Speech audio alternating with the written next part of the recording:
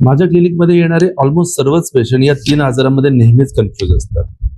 नमस्कार, मी डॉक्टर विशाल गुरव. आज आपण जाणून घेऊया what is the exactly difference between piles, fissure, fistula.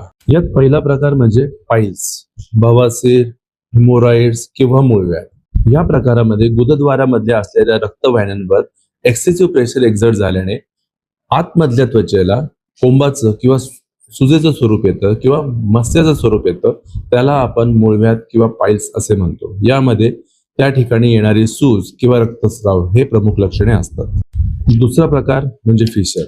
या ठिकाणी डिहायड्रेशन किंवा पाण्याची कमतरता झाल्यामुळे शौचाला कडकपणा येतो किंवा कोरडेपणा येतो. अशा प्रकारचे हा स्टूल पास होत असताना त्या ठिकाणी जखम किंवा चीड तयार होते. याला आपण फिशर हा आजार म्हणतो. यामध्ये त्या ठिकाणी बर्निंग पेन म्हणजेच त्या ठिकाणी आग जळजळ होणे आणि ऑकेजनल रक्तस्राव होणे हे लक्षण जाणवते. तिसरा प्रकार म्हणजे भगंदर म्हणजेच फिस्टुला. ही एक सेप्टिक किंवा पिकण्याची अवस्था असून या ठिकाणी शौचाच्या जागेच्या आतमधली ग्रंथी किंवा त्या ठिकाणी असलेली जखम पिकते आणि त्या ठिकाणी पस तयार होतो. या गोष्टीला आपण भगंदर किंवा फिस्टुला असं म्हणतो.